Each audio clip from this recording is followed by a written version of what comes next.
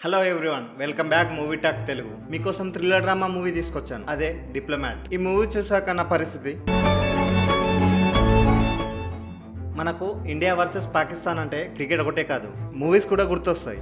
అలాంటిదే ఈ మూవీ. ఈ మూవీలో మన ఇండియన్ అమ్మాయిని ట్రాప్ చేసి పాకిస్తాన్ వెళ్లేలాగా చేశాక అక్కడి నుంచి ఆమె ఎలా తప్పించుకుంది, మన ఇండియన్ ఎంబసీని ఎలా కాంటాక్ట్ అయింది అనేది స్టోరీ.